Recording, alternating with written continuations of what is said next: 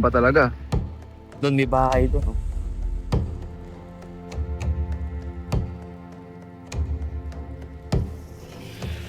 Ang lakas ng ulan.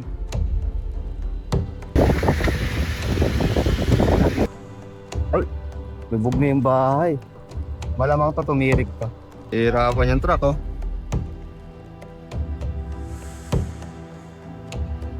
Ba, sinubukan ng truck. Kakagulo na sila dito sa...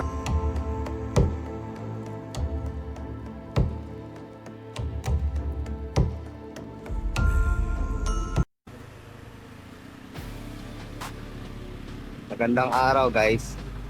So, andito tayo ngayon sa Manga Candado, Pampanga. Pupuntahan natin ay San Fernando. Tingnan natin kung makakadaan ba ang mga motor. Kung passable ba diyan sa may San Luis. So far dito, walang baha, no? Tingnan natin sa mga ibang barangay pa. Kasi marami tayong barangay na dadaanan pa eh. Welcome, Barangay Dalayap. Dito yung Barangay Dalayap. Yan, may kainan dito. Mangkulas. Sarap ang boto dyan. Andito na tayo sa Barangay Tinejero. So far, wala pa tayong nadadaanan na tubig or baha sa kalsada. Ang alam ko, yung Dalayap, ang mga baha doon, may mga looban. Pero dito sa main road, wala naman. Wala akong nakita. So, dire-diretsuhin natin to papunta ng Barit. Nandito na tayo sa Barangay Talang. Ito yung pinaka-barangay hall nila. Ay, Heart Talang.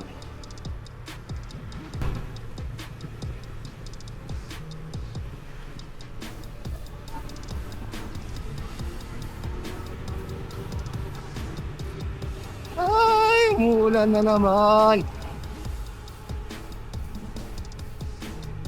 Ayan yung bukid, guys, oh. May tubig pa. May mga tubig yung bukid. Yeah. May tubig. Lakas talaga ng hangin. Wala na yung arko ngayon dito. Dati may arko yan.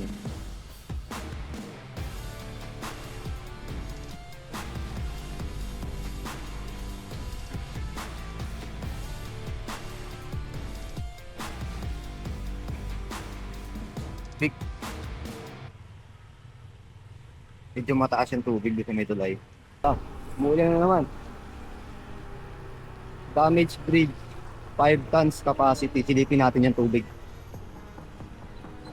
So far medyo mababa rito. Bukas yung pinaka-dike niya.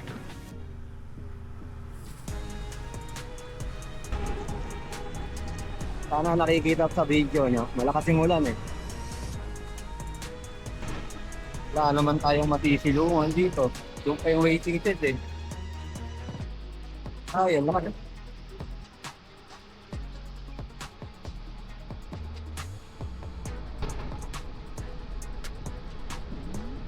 Lubog lahat ang mga bukit.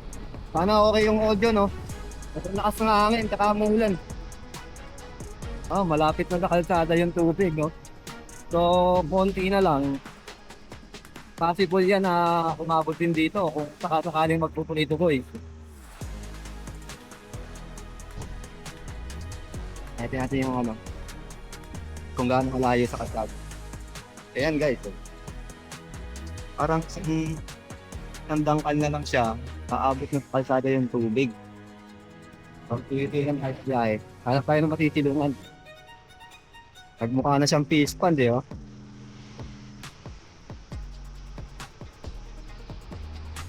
Hindi naman sila dyan sa puno kasi andito galing hangin sa kaliwa eh.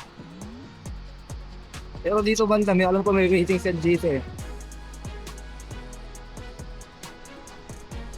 Kaya ganitong maulan, dahan-dahan ang takbo natin. Hindi naman natin kailangan magmadali. Ito yung waiting set. Maraming nakaano. Tambay. Itong kilo.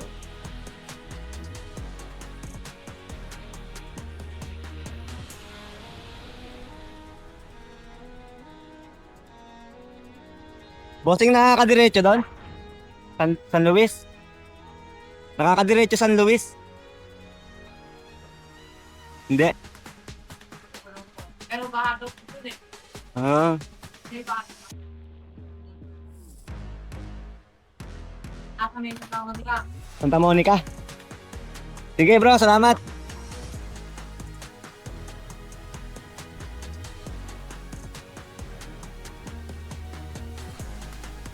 Santa Monica daw baha.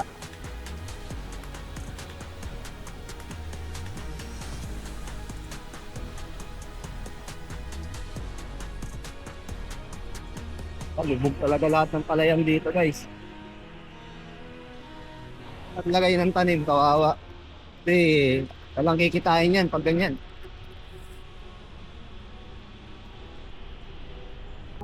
Ay, lamig, lakas ng hangin. Ito yung unang tulay. Bagong gawa lang ito.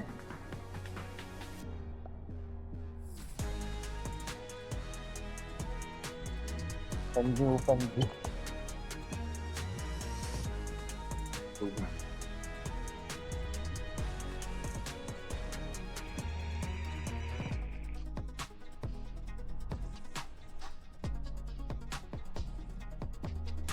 Naka-open ka.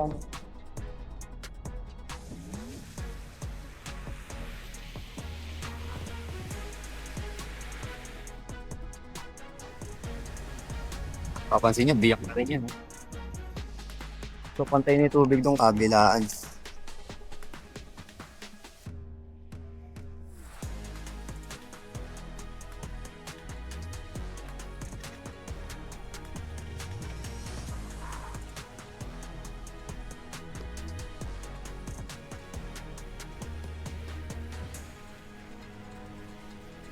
Dami na kayong contract. Anyupan Bridge 2. Ay, grabe guys. Parang dagat na.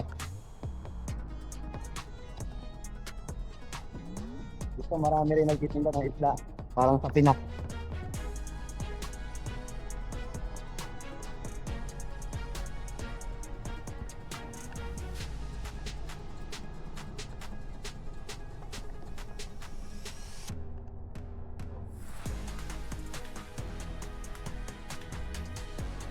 Anyupan Bridge 3. Daming tulay, no?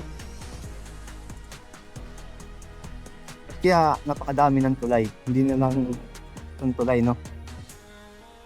Sabi yung ragasan ng tubig. Doon may bahay doon, no?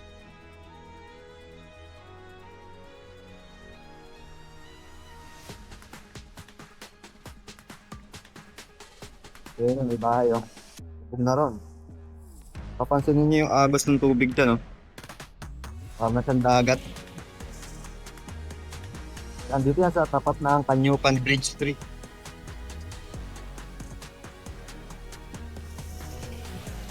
Ang lakas ng ulan.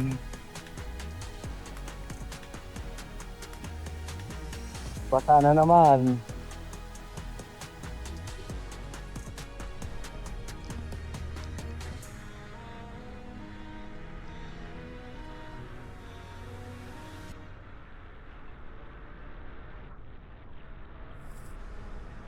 Grabe yung baha. May tubig na.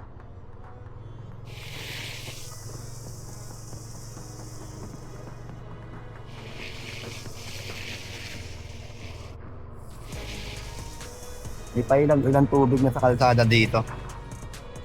Ay, lubog na yung bahay.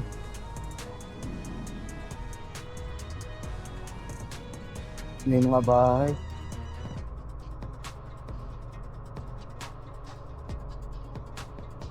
Malamang to tumirik to. Tubig.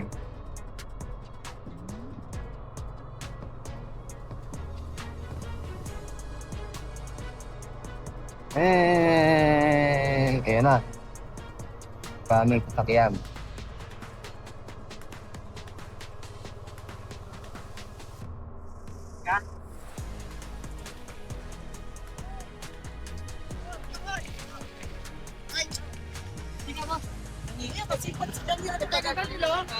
Malalim. Sakay, sakay! Sakay po, sakay! Sakay kayo, boss! Magkano sakay sa ganyan?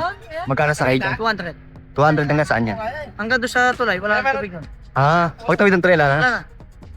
Kung sasakay ka, patay mo na.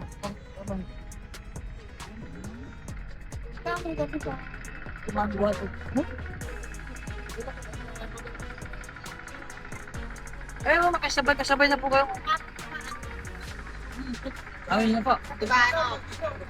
Iba ito yung tulay, tulay. Pag ano, okay.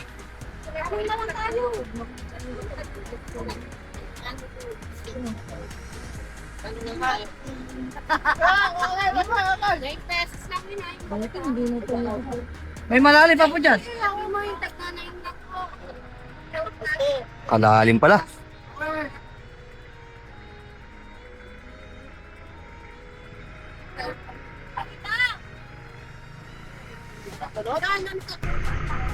Hey, hey!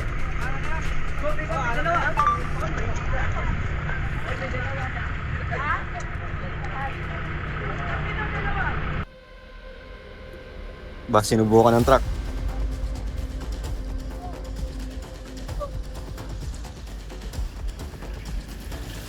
Hirapan yung truck, oh.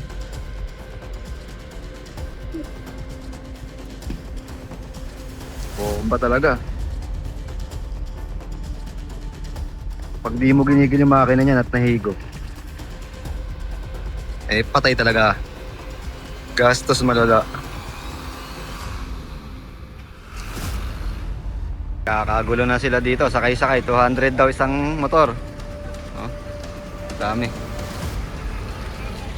200.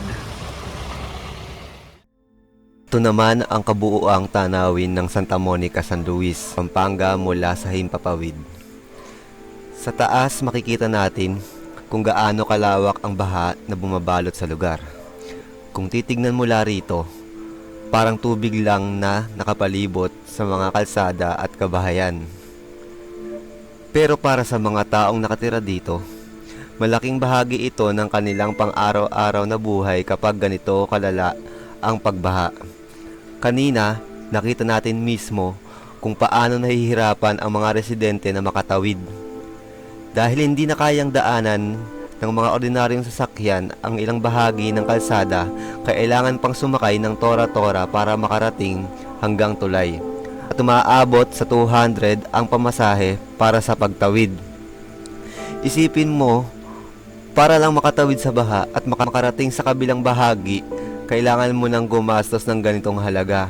At habang patuloy tayong umaasa na bababa ang tubig, makikita natin dito sa drone shot kung gaano kalaki ang naging epekto ng baha sa komunidad. Pero higit sa mga kuha natin, sana makita rin natin ang kwento sa likod ng mga lugar na ganito. Dahil sa bawat kalsadang lubog sa tubig, may mga taong kailangang maghanap ng paraan para makapasok sa trabaho. May mga estudyanteng kailangang pumasok, may mga pamilyang kailangang makauwi, at may mga residenteng araw-araw na umaasang muling babalik sa normal ang kanilang buhay. Ito ang kasalukuyang kalagayan ng Santa Monica, San Luis, Pampanga. Sana sa mga susunod na araw, unti-unti nang humupa ang baha at makabalik na sa normal ang pamumuhay ng mga tao rito.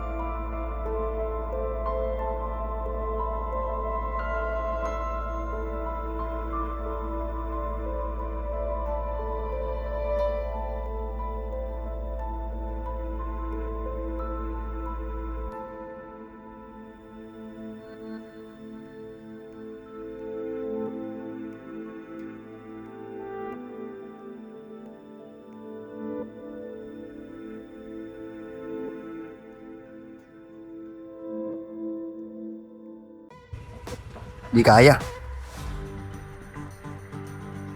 Kahit L3 hindi kaya.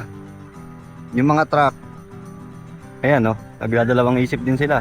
Malalim eh. Kaya lang. May bayad doon, tawid. Ha? May bayad, tawid. Bayad? 200. 200? Oo. Eh, Ano ba kaya rito, kuya? sabi may yung daan daw dito, kahit nadadaanan daw, kaya lang may tubig din. So, yun muna ang update natin ngayon, ano. Ang bayad ng tawid doon ng motor ay 200. So, hindi natin masasabi kung sa ibang mga dadaanan ay may tubig din. So, panibagong bayad na naman yan. Kung meron, di ba? Ang nahihirapan ngayon yung mga rider, mga nagdi-deliver. Yan, ito yung 100 sinasabi nila. Dito, may tubig. Dito yung 100. Eh, so may tubig din eh. Pero sabi nila kaya daw tumagos dyan. So, yung daan na yan, paikot yan. Doon sa may court. Tapos dire-diretso ka na papunta ng tulay. Kaya lang, doon sa parte rin ng may court ay malalim. Mahirap i-risk yung mga automatic na motor dyan kasi naka-CVT sila. Pag nag-slide ang CVT nila, wala na. Dudulas na yan. Grabe oh. Ayun, may bahay pa. Ting. So, pauwi na tayo guys. Patuloy lang kayong sumuporta. Manood. Yung mga nagko-comment na kung saan pupuntahan natin, pinagbibigyan naman natin, ginagawa natin ng paraan. Kaya lang, limited ang ating resources eh. Kaya dito lang tayo. So kung nagustuhan nyo yung video, huwag nyo mong kalimutang mag-comment, mag-like, tsaka mag-subscribe para tuloy-tuloy yung pag-update natin tsaka yung mga susunod nating biyahe.